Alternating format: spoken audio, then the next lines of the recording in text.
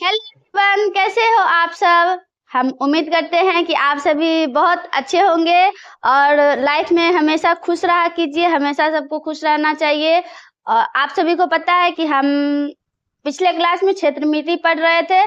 तो क्षेत्रमिति में हमने जो हमारा मेंसुरेशन चैप्टर था उसमें हम क्या किए थे, सबसे पहले तो हम सारा फॉर्मूला देखे थे। जो भी था, घन का था, घनाभ का, शंकु का, बेलन का, गोला का, अर्धगोला का, ये सारी चीजों का हमने देखा था। संपूर्ण वक्र पृष्ठ क्षेत्रफल मतलब कर्व्ड सरफेस एरिया, और संपूर्ण पृष्ठ क्षेत्रफल, और एक था हमारा आयतन। ये तीन चीज हम ये सारा का देखे थे। तो क्षेत्रमिति में जो हमारा जितना भी क्वेश्चन बनाने के लिए होगा, वो सारा जो हमारा बनेगा क्वेश्चन, वो सारा उसी फॉर्मूला से बनेगा। क्वेश्चन में उसी का यूज होगा। बस हमको ये दिमाग लगाना है कि फॉर्मूला कौन से जगह पे कौन सा फॉर्मूला यूज होगा। तो पिछला क्लास में हमने फॉर्मूला बताया था और उस पे बेस्ड क्वेश्चन किया था। तो चूंकि करना तो हमको क्वेश्चन ही है, तो आज का क्लास में भी हम सिर्फ क्वेश्चन लेके आए हैं। क्वेश्चन को हम देखेंगे। हमारा सबसे पहला क्वेश्चन क्या बोल रहा है कि कोई घनाकार ब्लॉक है, ब्लॉक के फलक को अंदर की ओर से काट कर एक अर्धगोला गड्ढा बनाया। सबसे हमारा काम होता है इसमें फिगर बनाने का, तो हम सबसे पहले बनाएंगे फिगर। हमको बोला है घनाकार ब्लॉक है, तो हम फिगर क्या बनाएंगे, घन का बनाएंगे। किसका फिगर बनाएंगे, घन का फिगर बनाएंगे। तो ये हमारा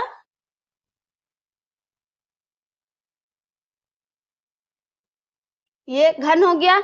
इसमें फिर हमको क्या बोला है कि इसमें क्या किया है ना कि अर्धगोला गड्ढा बनाया गया। इस प्रकार बनाया गया है कि अर्धगोले का जो व्यास है वो घन के किनारे के बराबर है। मतलब ये हमारा कोई अर्धगोला है, तो इसका जो व्यास होगा, इसका व्यास हमारा किसके बराबर है, घन का किनारा के बराबर है। तो मान लेते हैं यहाँ से हम अर्धगोला काटे हुए, तो यहाँ से हमारा कैसे निकलेगा, तो व्यास तो हमारा अगर अधिकतम व्यास भी अगर माने तो ये घन के किनारा के बराबर होगा। और यहाँ से क्या किया है, हमको अर्धगोला काट के निकाला हुआ है, तो हम यहाँ से अर्धगोला काट के निकालेंगे।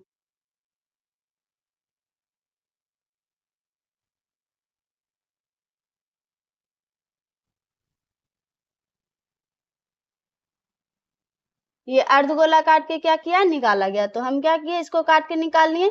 इसके बाद हमको क्या बोला है कि घन के किनारे के बराबर है, तो शेष बचे ठोस का पृष्ठीय क्षेत्रफल। तो अर्धगोला क्या किया, काट के बाहर निकाला गया। तो जब हम इसको बाहर निकालेंगे तो हमारा ये वाला जो एरिया होगा ये बाहर निकल जाएगा, और जो ये यहाँ पे इतना होगा ये हमारा क्या होगा, ये क्षेत्रफल में आएगा। क्योंकि हमको पृष्ठीय क्षेत्रफल बोल रहा है, तो अगर गोला कट के निकल जाएगा तो इसको क्या हो सकता है, हम छू सकते हैं। तो क्षेत्रफल इसका भी आएगा। और एक क्या हमारा कि हम इसको छू सकते हैं, और यहाँ पे थोड़ा सा बचेगा, यहाँ पे और यहाँ पे बचेगा। तो इसके पहले जब हम क्वेश्चन बताए होंगे तो उसमें हमने क्या किया था, जिसको हम नहीं छू सकते उसको क्या करेंगे, माइनस करेंगे। तो हमारा इसमें माइनस क्या होगा, सबसे पहले तो हमारा आएगा कि घन का पृष्ठीय क्षेत्रफल आएगा। फिर जिसको हम छू सकते हैं, तो अर्धगोला का वक्र पृष्ठ को हम छू सकते हैं तो उसका आएगा। और हम इसको नहीं छू सकते, ऊपर वाले को नहीं छू सकते, तो इसको क्या करेंगे, हम माइनस कर देंगे। तो यहाँ पे सबसे पहले चूंकि हमको कोई डेटा दिया हुआ नहीं, तो हम क्या करेंगे, सबसे पहले मान लेते हैं। तो हमारा ये घन का किनारा कितना हो जाएगा, ए हो जाएगा। और व्यास भी कितना है, ए है। व्यास कितना है, ए है। तो अगर हम इसकी त्रिज्या माने तो ये हमारा a/2 हो जाएगा, क्योंकि व्यास का आधा त्रिज्या होता है। तो यहाँ पे हम मान लेंगे सबसे पहले क्या कि माना घन का किनारा। घन का किनारा क्या माने हैं, हम ए माने हैं, ठीक है। और यहाँ से हम अर्धगोले का व्यास, गोले का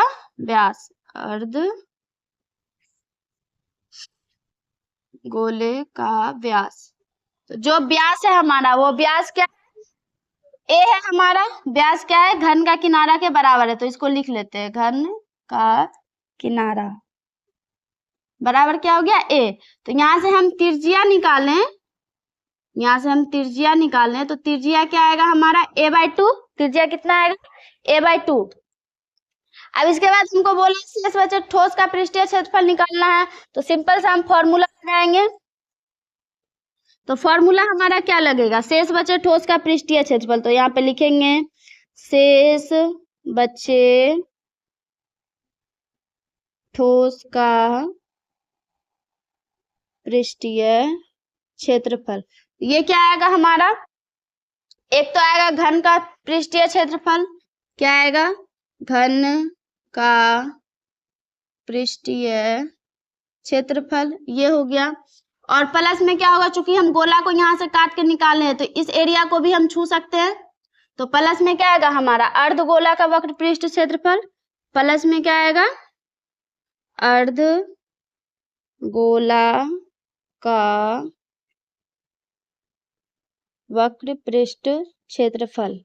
माइनस हम क्या करेंगे, क्योंकि जब हम गोला को काट के निकालेंगे तो हमारा जो ये गोला का जो आधार है, अर्धगोला का जो आधार है, इसको तो हम काट के निकाल चुके हैं, इसको तो हम नहीं छू सकते हैं। तो जिसको नहीं छू सकते उसको क्या करेंगे? माइनस करेंगे। क्या करेंगे?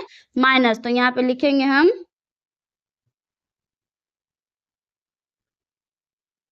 अर्धगोला से बने वृत्त का क्षेत्रफल। ठीक है। इसके बाद हम फॉर्मूला रखेंगे। तो घन का पृष्ठीय क्षेत्रफल क्या होता है? 6a² होता है। तो यहाँ पे हम लिखेंगे 6a²। ठीक है। और प्लस अर्धगोला का वक्र पृष्ठ क्या होता है? अर्धगोला का वक्र पृष्ठ होता है हमारा 2πr/h। ये होता है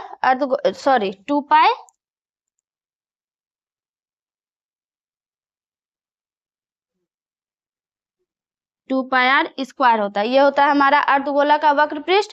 और माइनस हम क्या करेंगे? अर्धगोला से बने वृत्त का क्षेत्रफल। तो वृत्त का क्षेत्रफल क्या होता है? πr²। वृत्त का क्षेत्रफल होता है πr²। तो ये क्या होगा हमारा? माइनस में होगा। तो अगर हम इसको करें तो 6a² प्लस 2πr² में πr² घटाएंगे तो आएगा हमारा πr²। और r बराबर हमको क्या है? a/2 है। r बराबर क्या है? तो a/2 है। तो हम यहाँ पे रख लेते हैं r बराबर a/2 का स्क्वायर। तो यहाँ से हमारा क्या आ जाएगा? 6a² प्लस पाई, और क्या आएगा? ये आ जाएगा a²/4। ये आएगा हमारा a²/4। ये आएगा। तो अगर हम इसको सॉल्व करें आगे तो नीचे आएगा हमारा 4, यहाँ से आ जाएगा 6 चौक 24 a² प्लस पाई a²। तो यहाँ से हमारा a² कॉमन आएगा और 1/4 क्या आ जाएगा? कॉमन आ जाएगा। तो यहाँ से अगर हम कॉमन निकाले 1/4 a², तो अंदर में क्या बचेगा हमारा? ये हमारा बचेगा 24 प्लस पाई, ये बचेगा। क्या हमको निकालना था? क्षेत्रफल। तो यहाँ पे आ जाएगा हमारा वर्ग इकाई। ये हमारा क्षेत्रफल होगा। ये चीज समझ में आया?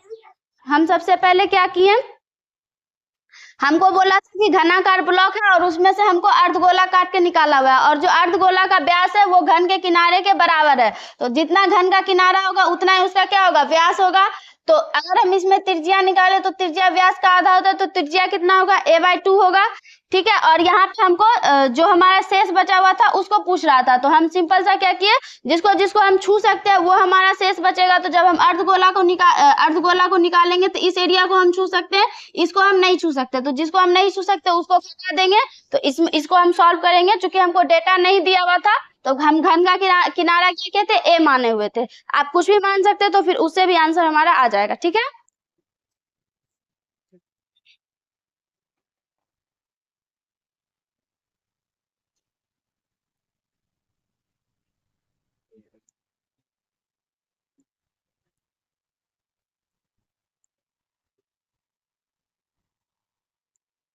अब हम देखते हैं अगला क्वेश्चन। सबसे पहले हम क्वेश्चन को ध्यान से पढ़ेंगे। अगर हम क्वेश्चन को समझ गए और फिगर बना लिए तो हमारे लिए जो क्वेश्चन होगा वो बनाना बहुत आसान हो जाएगा। क्वेश्चन का हमको कि दवा का कोई एक कैप्सूल है जो कि बेलन के आकार का है, जिसके दोनों सिरों पर एक अर्धगोला बना हुआ है। तो सबसे पहले हम क्या करते हैं? बेलन बनाते हैं। तो कैप्सूल है, तो कैप्सूल हमारा कुछ इस प्रकार का होता है ना। तो एक हमको बेलन बोला है, तो एक हमारा बनेगा बेलन। तो ये हो गया हमारा बेलन।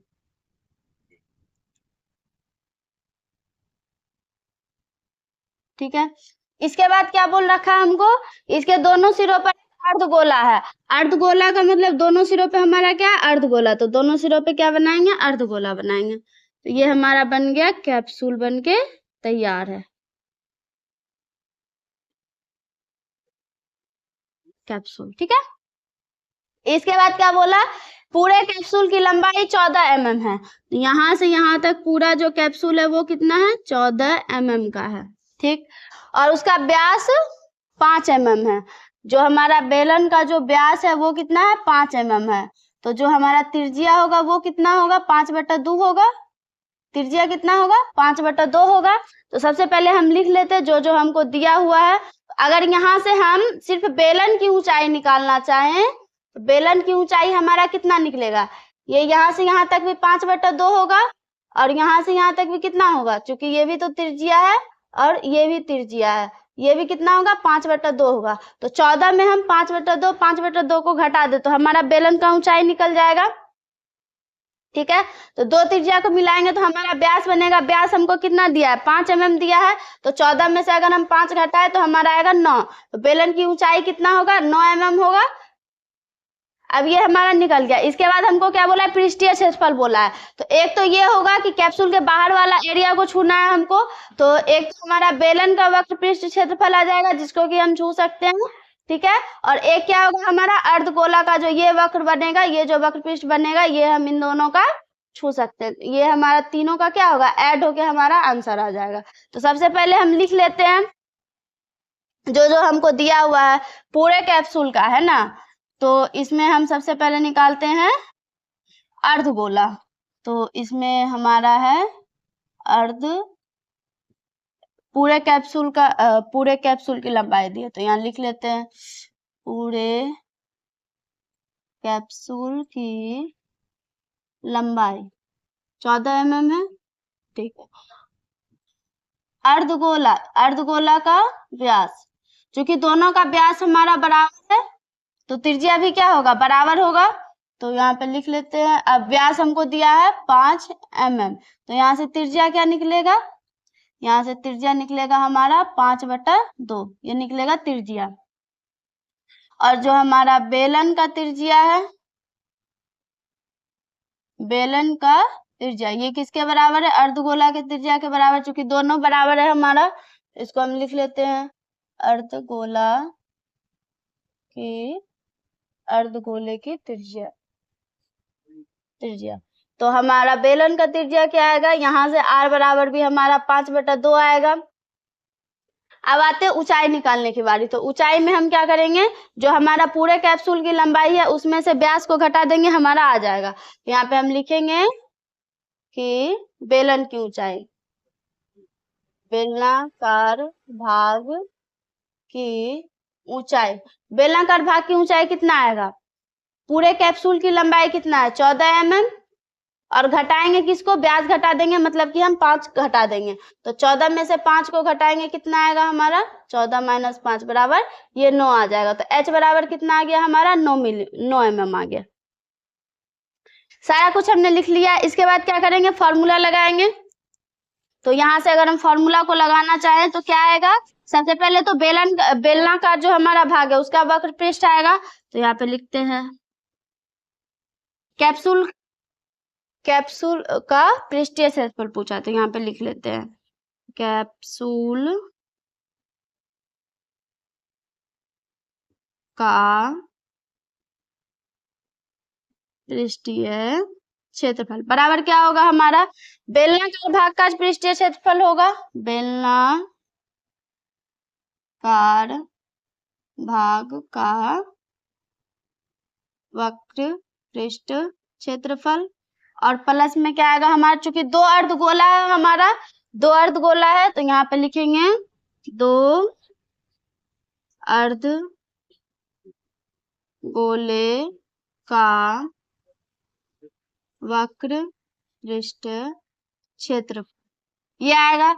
यहाँ से अब हम वैल्यू, अगर हम फॉर्मूला का मान रखें तो फॉर्मूला यहाँ पे क्या आएगा, बेलन का वक्र पृष्ठ क्या होता है, 2πr × h, बेलन का वक्र पृष्ठ 2πr × h, और प्लस क्या होगा, 2 गोले का वक्र पृष्ठ, दो गोले का वक्र पृष्ठ, तो अर्धगोला का वक्र पृष्ठ कितना होता है?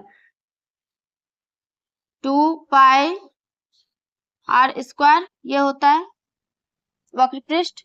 ठीक है, यहाँ से तो हमारा क्या आएगा? 2 pi R H plus 4 pi R square.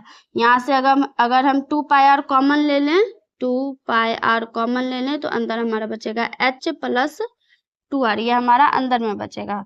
और यहाँ पे अगर हम मान रख दें 2 गुना 22/7 गुना आर, आर कितना है हमारा? 5/2 है, तो ये हमारा 5/2 इंटू एच हमारा निकला हुआ है 9 mm, 9 प्लस कितना हो जाएगा? 2r plus 2 into 5/2।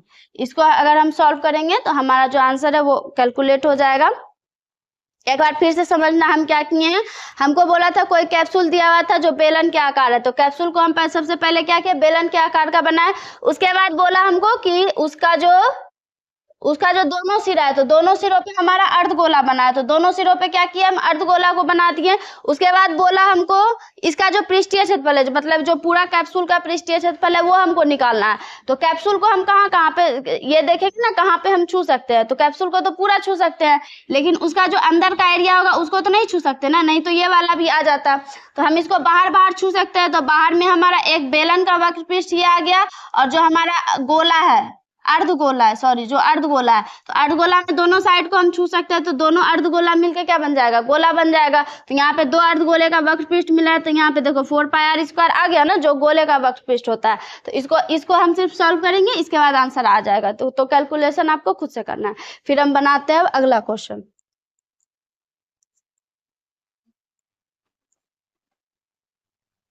हाँ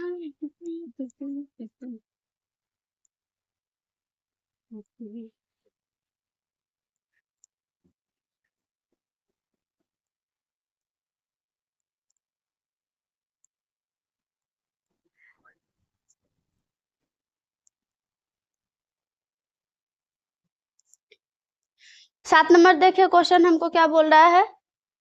बोला कोई तंबू है, तंबू एक बेलन के आकार का है जिस पर एक शंकु अध्यारोपित है। सबसे पहले हम बना लेते हैं फिगर को, हमको चूंकि बेलन बोला है तो सबसे पहले हम क्या करते हैं? बेलन बनाते हैं। तो तंबू हमारा क्या होता है? तंबू जमीन पे लगाते हैं ना, कहीं पे जाते हैं तो। ये हमारा बेलन के आकार का तंबू है, ये हमारा हो गया बेलन। इसके बाद हमको क्या बोला है? इसके बाद हमको बोला है जिस पर एक शंकु अध्यारोपित है। तो बेलन के ऊपर क्या है? एक शंकु अध्यारोपित है। बेलन के ऊपर हम बना लेते हैं शंकु। तो यहाँ पे आएगा हमारा कुछ ऐसा, ठीक है। यहाँ से ये हमारा हो जाएगा त्रिज्या, ये हो जाएगी शंकु की ऊंचाई, ठीक है, ये भी हमारा त्रिज्या, और यहाँ से यहाँ तक हो जाएगा हमारा बेलन की ऊंचाई, ठीक।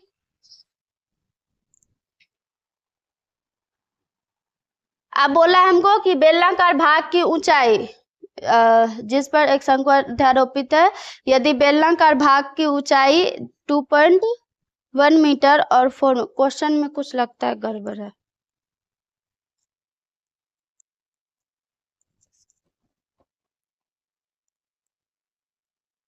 ऊंचाई और व्यास है, तो यहाँ पे हमको बोला है कि बेलनाकार भाग की ऊंचाई और व्यास है। यहाँ पे ऊंचाई और व्यास, ऊंचाई और व्यास। तो ऊंचाई, बेलनाकार भाग की जो ऊंचाई है वो ऊंचाई हमको कितना दिया है?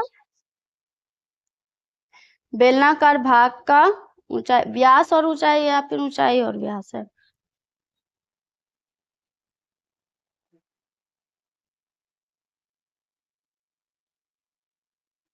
हाँ ठीक है, क्वेश्चन सही है। ऊंचाई और व्यास कितना दिया हुआ है? 2.1 मीटर और 4 मीटर है। तो यहाँ से यहाँ तक हमारा ऊंचाई जो दिया हुआ है वो 2 मीटर का दिया हुआ है। कितना मीटर है? 2 मीटर। और व्यास हमारा कितना है? 4 मीटर। व्यास हमारा है 4 मीटर, ये हमारा व्यास है। और शंकु की जो तिर्यक ऊंचाई है वो 2.8 मीटर है, मतलब इसकी जो तिर्यक ऊंचाई है वो 2.8 मीटर है, ठीक। तो इस तंबू को बनाने में प्रयुक्त कैनवास का क्षेत्रफल ज्ञात कीजिए। ध्यान दीजिए, यदि तंबू के आधार को कैनवास में नहीं ढका जाए, क्षेत्रफल ज्ञात कीजिए। कैसे ज्ञात करना, तो इसमें 500 रुपया पर मीटर स्क्वायर के हिसाब से, 500 रुपया प्रति वर्ग मीटर के हिसाब से, वर्ग मीटर के हिसाब से ज्ञात करना। ठीक है, क्वेश्चन थोड़ा सा लिखने में छूट गया। तो यहाँ पे हम सबसे पहले क्या करेंगे, सबसे पहले तो हम देख रहे हैं क्या बोला है हमको, या हमको क्षेत्रफल निकालना, प्रयुक्त कैनवास का क्षेत्रफल निकालना है। और इसमें क्या करना है कि इसमें हमारा जो तंबू का आधार है वो कैनवास से नहीं ढका जाएगा, तो 500 रुपया में हमको प्रति वर्ग मीटर के हिसाब से इसका जो कैनवास लगाने में खर्चा होगा वो हमको बताना है। तो इसमें हम देखें तो हमको सीधा से क्या करना है, क्षेत्रफल निकालना है। तो कैनवास हम कहाँ लगाएंगे, एक तो यहाँ पे लगाएंगे, ये पूरा लगेगा शंकु में, और एक बेलन में लगेगा, नीचे तो नहीं लगेगा और यहाँ पे भी नहीं लगेगा। ठीक, तो हमको क्या करना है, क्षेत्रफल सबसे पहले निकालना है। तो क्षेत्रफल अगर हम देखना चाहें तो इसमें हमारा बेलन की ऊंचाई दिया हुआ है, यहाँ पे हमको शंकु की ऊंचाई नहीं दिया हुआ है, क्योंकि क्षेत्रफल निकालने में शंकु का अगर वक्र पृष्ठ क्षेत्रफल देखे तो हमारा पाई आर एल होता है। तो यहाँ पे हमको हाँ पाई आर एल है, हाँ तो इसमें तो हो जाएगा। देखिए इसमें अगर हम बोले तो इसमें सबसे पहले हम मान लेते, जो जो हमको दिया हुआ है उसको पहले लिखते हैं। ये हमारा व्यास 4 मीटर है तो ये आ जाएगा 2 मीटर, ये भी आ जाएगा 2 मीटर। ऊंचाई अगर हमको आयतन निकालने के लिए बोलता तो फिर हमको क्या करना पड़ता, ऊंचाई निकालना पड़ता, लेकिन यहाँ पे ऊंचाई का हमारा कोई जरूरत है नहीं तो हम ऊंचाई को निकालते। तो लिख लेते हैं, सबसे पहले हमको बोला बेलनाकार भाग की ऊंचाई, तो यहाँ पे हम लिखते हैं बेलनाकार भाग की ऊंचाई कितना हमको 2 मीटर है, 2 मीटर है, 2.1 मीटर है, 2.1 मीटर, 2.1 मीटर ये आ गया। व्यास हमको दिया हुआ है, व्यास कितना है हमको 4 मीटर, यहाँ से त्रिज्या क्या निकल जाएगा 2 मीटर। ठीक है, अब जो हमारा शंकु का त्रिज्या है वही किसका त्रिज्या होगा, बेलन का त्रिज्या होगा। तो यहाँ पे हम लिख लेंगे शंकु की त्रिज्या बराबर बेलन की त्रिज्या, कितना आएगा हमारा 2 मीटर, शंकु की त्रिज्या भी 2 मीटर और बेलन का त्रिज्या भी 2 मीटर। अब इसके बाद शंकु की तिर्यक ऊंचाई, तो लिख लेते हैं हम शंकु की तिर्यक ऊंचाई कितना है हमारा 2.8 मीटर। ठीक है, पृष्ठीय क्षेत्रफल निकालना है हमको, सबसे पहले लिख लेते हैं हम किसका क्षेत्रफल, तो तंबू का है ना। तो तंबू का पृष्ठीय क्षेत्रफल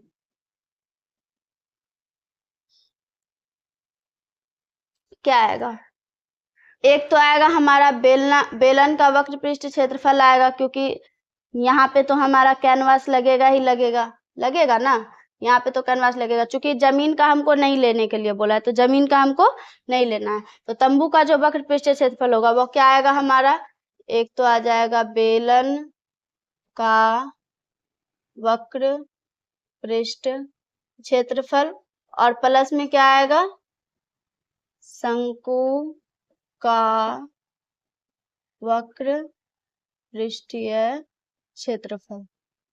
यहाँ पे हम फॉर्मूला को रखते हैं, फॉर्मूला क्या आएगा हमारा बेलन का वक्र पृष्ठ, तो 2 pi are into H plus शंकु का वक्र पृष्ठ क्या होता है पाई आर एल, शंकु का वक्र पृष्ठ पाई आर एल। तो यहाँ से अगर हम लिखे तो यहाँ पे हमारा पाई आर कॉमन आएगा, पाई आर कॉमन आएगा, अंदर बचेगा 2h प्लस एल, ये बचेगा।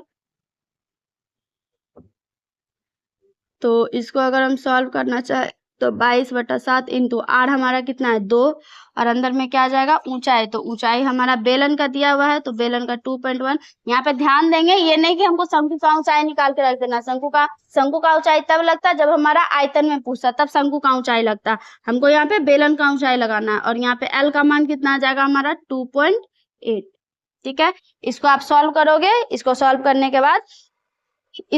करने के बाद हमारा इस जो आंसर आएगा, ठीक है, तो इसको हमको सॉल्व करना पड़ेगा क्योंकि इसमें बताना है हमको। तो इसको अगर हम करें तो यहाँ से क्या आ जाएगा, 22/7 गुना 2, ठीक है। अंदर क्या आएगा हमारा, ये 4.2 प्लस 2.8, तो अंदर में आ जाएगा हमारा ये 22/7 गुना 2, और गुना कितना आ जाएगा, 8 2 10 और 4 2 6 1 7। ये 7 से ये 7 कट जाएगा, हमारा कितना आएगा टोटल, 44 क्या मीटर है, तो 44 मीटर स्क्वायर ये आएगा। 44 मीटर स्क्वायर हमारा क्षेत्रफल आया। हमको बोला क्या है कि 1 मीटर स्क्वायर में हमको ये बोला है कि कैनवास हमको खर्चा निकालना है। हमको बोला है 1 मीटर स्क्वायर जो कैनवास है उसको लगाने में 500 रुपया लगता है। 1 मीटर स्क्वायर कैनवास लगाने में कितना लगता है खर्चा, लगाने में खर्चा बराबर 500 रुपया। कितना रुपया लगता है, 500 रुपया, ठीक। तो 500 रुपया लगता है, तो इसमें हम क्या करेंगे, हमको टोटल कितना आया है, क्षेत्रफल कितना आया, 44 मीटर स्क्वायर आया है। तो चूंकि एक के लिए हमको 500 रुपया दिया हुआ है, तो हमको निकालना कितने के लिए, 44 के लिए। तो 44 मीटर स्क्वायर के लिए क्या हो जाएगा, 44 और गुना 500। तो यहाँ से कितना आ जाएगा हमारा 0 0 5 चौक 20 और 5 चौक 20 तो 22। तो कितना आएगा हमारा 22,000 रुपया टोटल का टोटल खर्च आएगा। एक बार अच्छे से थोड़ा सा ध्यान से देखना क्या बोला, क्वेश्चन हम फिर से देखते हैं। कोई तंबू है जो एक बेलन का आकार है, यहाँ से क्वेश्चन देखिए, कोई तंबू है जो एक क्या है, बेलन के आकार का है, जिस पर एक शंकु अध्यारोपित है। तो सबसे पहले हम क्या किए, बेलन को बनाए, उसके ऊपर हमको शंकु बोल रहा था तो शंकु को लगा दिए। इसके बाद हमको बोला कि इसकी जो ऊंचाई और व्यास है, जो बेलन की ऊंचाई और व्यास है 2.1 मीटर और 4 मीटर है। तो ऊंचाई और व्यास, तो ऊंचाई हमको 2.1, व्यास कितना था 4.4 मीटर था, तो उसको लिख दिए। और तथा शंकु की तिर्यक ऊंचाई 2.8 मीटर, शंकु की तिर्यक ऊंचाई 2.8 है, तो उसको लिख दिए। तो इस तंबू में प्रयुक्त कैनवास का क्षेत्रफल ज्ञात कीजिए। ध्यान दे, नहीं यहाँ पे ये ऐसा होता है कि तंबू को बनाने में 500 रुपए प्रति वर्ग मीटर के हिसाब से जो है खर्चा ज्ञात करना है हमको। और इसमें क्या है, तंबू के आधार को कैनवास से नहीं ढका जाता। जो हमारा तंबू का आधार है, जो मतलब कि जो जमीन पे होगा, वो हमारा कैनवास से नहीं ढका जाएगा। इसके बाद क्या किए हम, जो चीज दिया हुआ था सबसे पहला तो काम हमारा फिगर बनाना होता है, फिगर हमने बना लिया। इसके बाद हमको करना था,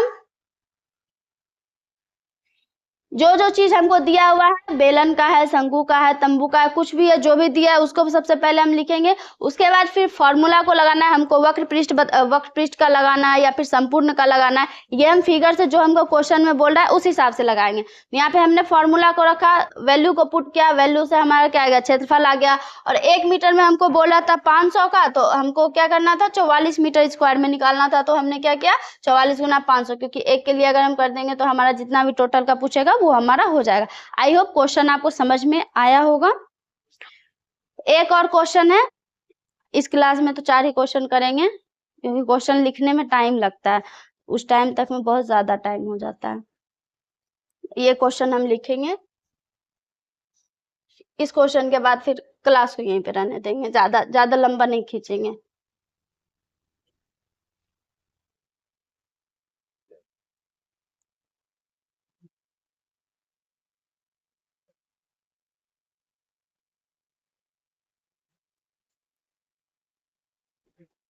नेक्स्ट क्वेश्चन देखो क्या बोल रहा है,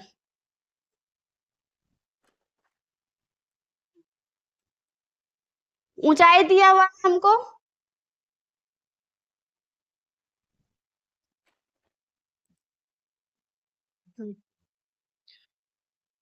ऊंचाई और व्यास, एक ठोस में से एक ऊंचाई इस प्रकार व्यास वाला एक शंक्वाकार खोल काट लिया जाता है, शेष बचे ठोस का खोल काट लिया जाता है। क्वेश्चन हम इतना कैसे गड़बड़ लिख दिए हैं। व्यास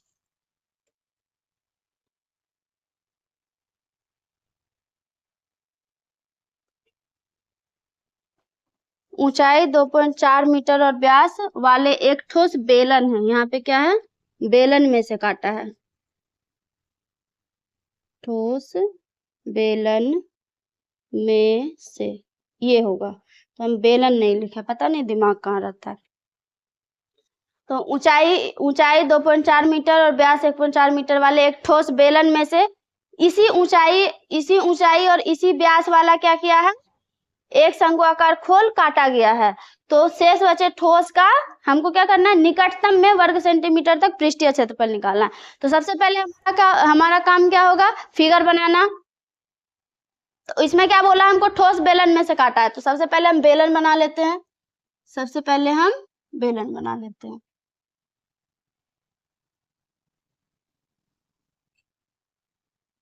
ठीक है,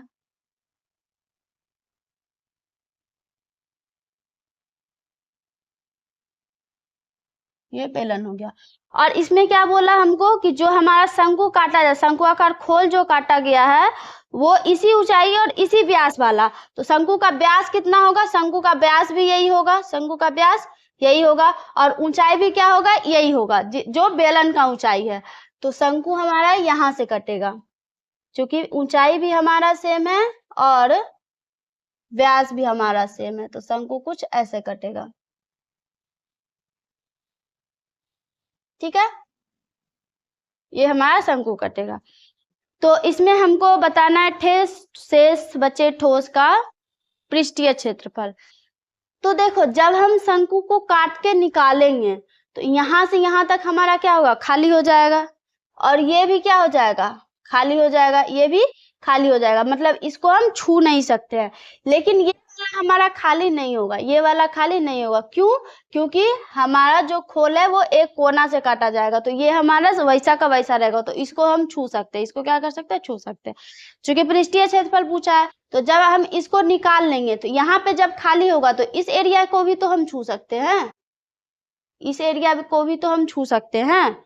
और ये वाला जो एरिया होगा इसको हम नहीं छुएंगे, क्योंकि ये तो कट के निकल जाएगा, ये वाला रहेगा।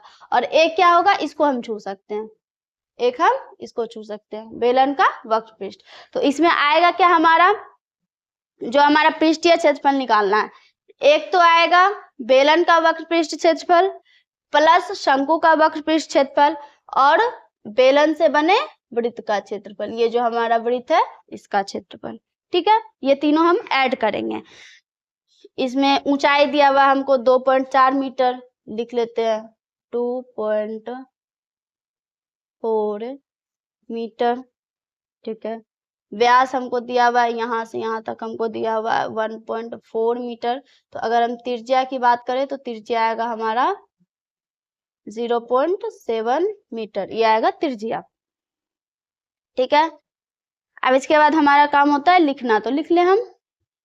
तो हमको दिया है ठोस बेलन, तो बेलन का है तो सबसे पहले लिख लेते हैं, क्योंकि बेलन और शंकु का ऊंचाई भी सेम है। शंकु ऊंचाई यहाँ पे नहीं दिया, ऊंचाई भी क्या है, सेम है, और त्रिज्या भी क्या है, सेम है। यहाँ पे लिख ले हम बेलन का या बेलन की ऊंचाई बराबर क्या होगा हमारा, शंकु की ऊंचाई। तो दोनों को हम सिंपल h मान लेते हैं। अगर अलग अलग रहता तो एक को कैपिटल H मानते, एक को स्मॉल h मान लेते। तो ये क्या आएगा हमारा, ऊंचाई हमारा 2.4 मीटर, तो 2.4 मीटर। इसका व्यास दिया हमको, बेलन का व्यास दिया है, बेलन का व्यास कितना दिया हुआ है हमको, 1.4 मीटर दिया हुआ है। और जो त्रिज्या होगा हमारा बेलन और शंकु का दोनों का सेम होगा। तो यहाँ पे हम लिख लेंगे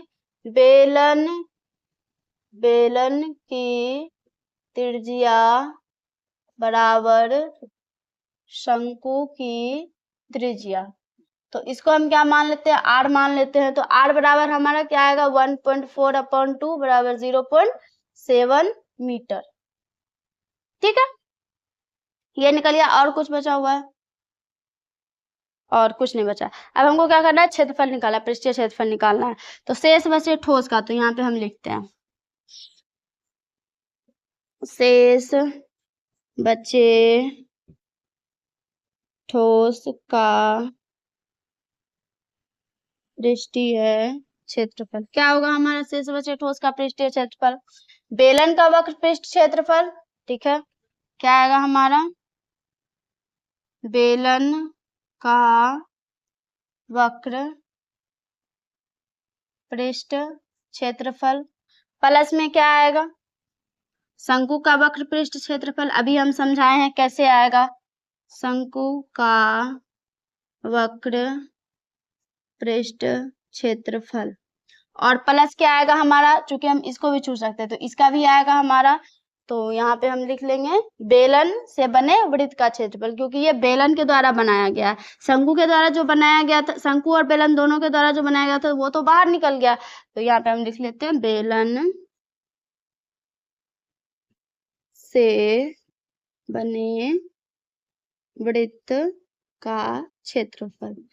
तो यहाँ पे अगर हम फॉर्मूला बैठाएं तो क्या आएगा, बेलन का वक्र पृष्ठ क्षेत्रफल मतलब 2 पाई r इंटू एच प्लस, चूंकि यहाँ पे ध्यान देंगे हम बार बार बोल रहे हैं बेलन और शंकु दोनों की ऊंचाई सेम है, दोनों का त्रिज्या सेम है, इसलिए हम एक r माने हैं एक h माने हैं। अगर अलग अलग होता तो बेलन की ऊंचाई को हम कैपिटल H मान लेते, बेलन की त्रिज्या को कैपिटल R मान लेते हैं, और शंकु की ऊंचाई को स्मॉल r और शंकु की ऊंचाई को स्मॉल h और त्रिज्या स्मॉल r मान लेते हैं। ऐसे करके हम मानते हैं, लेकिन हमको इसमें सेम दिया है तो सेम में हम इसको मान सकते हैं। तो ये क्या आएगा हमारा 2 पाई r h और प्लस में क्या आएगा, शंकु का वक्र पृष्ठ क्या होता है पाई r l और प्लस क्या आएगा हमारा बेलन से बने वृत्त का क्षेत्रफल मतलब पाई r स्क्वायर। तो यहाँ से हमारा पाई r कॉमन आएगा, यहाँ से हम ले लेते हैं पाई r कॉमन ले लेते हैं, तो अंदर क्या बचेगा हमारा 2h plus l plus r, ये बचेगा 2h plus l plus r। ठीक है, यहाँ से अगर हम मान बैठाएं तो ये हमारा 22/7 और r का मान कितना है 0.7 इंटू 2h, तो h कितना है हमारा 2.4, तो ये 2.4 प्लस l है हमारा l तो हम निकाले ही नहीं, हमको क्या करना है l निकालना है। ऊंचाई हमको कितना दिया हुआ है 2.4 मीटर दिया हुआ है, ऊंचाई 2.4 मीटर दिया हुआ है। तो अगर हम इसको देखें तो ये हमारा समकोण त्रिभुज बन रहा है, ये हमारा क्या हो रहा है समकोण त्रिभुज बन रहा है। तो समकोण त्रिभुज में हमको क्या क्या दिया हुआ है, लंब दिया हुआ है, आधार दिया हुआ है, निकालना क्या है हमको कर्ण निकालना है। तो हम पाइथागोरस थ्योरम से निकाल सकते हैं। तो यहाँ पे हम निकालेंगे तिर्यक ऊंचाई, तिर्यक ऊंचाई l बराबर क्या आ जाएगा हमारा अंडर रूट 2.4 का स्क्वायर प्लस 0.7 का स्क्वायर। तो यहाँ से आ जाएगा हमारा अंडर रूट ये 576, ठीक है, प्लस 0.49 ये आएगा, और इसको जोड़े तो आ जाएगा हमारा 9 6 15 और 1 7 4 11 1 12 का 2 हाथ 1 रहेगा और ये बचेगा 6। तो इसका जो आ जाएगा हमारा 2.5 निकल के आएगा 2.5 मीटर, ये हमारा क्या हो जाएगा L होगा। तो L का मान यहाँ पे क्या आएगा 2.5 और प्लस R कितना है हमारा तो 0.7, तो ये 0.7। इसको सॉल्व करेंगे हम, हमारा आंसर आ जाएगा। फिर से एक बार सवाल को थोड़ा सा शॉर्ट में देखते हैं। ऊंचाई और व्यास दिया था हमको, एक ठोस बेलन बोला था, बेलन में से क्या किया था हमको शंकु आकार, जो हमारा शंकु के आकार का खोल निकाल लिया गया था। बोला था जो शेष बचा ठोसफल है उसका पृष्ठीय क्षेत्रफल, पृष्ठीय क्षेत्रफल मतलब जहां जहां पे हम छू सकते हैं। अब जहां पे हम छू सकते हैं तो कैसे होगा, अभी हम क्या बताए, जब हम इसको काट के निकाल देंगे तो ये पूरा सहित निकलेगा, ये बचा हुआ रहेगा, ये पूरा क्या होगा निकल जाएगा। तो ये जब यहाँ पे खाली होगा इसको छुएंगे, ये जब शंकु को हम काट के निकाल लेंगे तो इसको तो छुएंगे ना, और एक क्या होगा हमारा बेलन का वक्र पृष्ठ को हम छुएंगे, और एक हमारा जो ऊपर में बचा हुआ है उसको छुएंगे। जो चीज सबसे पहले दिया हुआ था उसको हम लिख लिए। यहाँ पे तिर्यक, चूंकि पता है यहाँ पे फॉर्मूला में हमको तिर्यक ऊंचाई खोज रहा था तो हम क्या किए तिर्यक ऊंचाई को पहले निकाल लिए, और इसके बाद हम चूंकि शेष बचे ठोस का क्षेत्रफल बोल रहा था, बेलन का वक्र पृष्ठ क्षेत्रफल प्लस जो शंकु था उसका वक्र पृष्ठ प्लस बेलन से बने वृत्त का क्षेत्रफल, और इसके बाद हम फॉर्मूला रख के यहाँ पे मान रख दिए। इसको आप खुद से कैलकुलेट करोगे, क्योंकि अगर हम गुना भाग अगर करने लगे तो फिर आपके लिए भी तो कोई होमवर्क होना चाहिए ना। तो कैसा लगा होगा क्लास ये हमें बताइएगा ज़रूर, क्योंकि आप जब कमेंट करते हो तो उससे पता चलता है कि हमारी जो ग्रोथ है वो कहाँ तक है, उससे हमको पता चलता है और हम कहाँ पे और कितने अच्छे से हम बच्चों को समझा सकते हैं, वो आप अगर जब कमेंट करते हो तो उससे हमको पता चलता है। तो कमेंट क्या कीजिए, ठीक है, लाइक तो कीजिए, क्योंकि क्लास तो अच्छा, आई होप क्लास अच्छा लगता होगा तो लाइक कीजिए क्लास को, क्योंकि हम तो पढ़ाने के लिए इसलिए ही आते हैं। तो आई हो, और यहाँ आज का क्लास तो फिर हम यहीं पे रहने देते हैं, और अगले क्लास में भी तो हमको क्वेश्चन ही करना है, क्योंकि फॉर्मूला तो हमने सारा देख लिया। तो नेक्स्ट क्लास में भी हम सारा का सारा क्वेश्चन ही देखेंगे, ठीक है।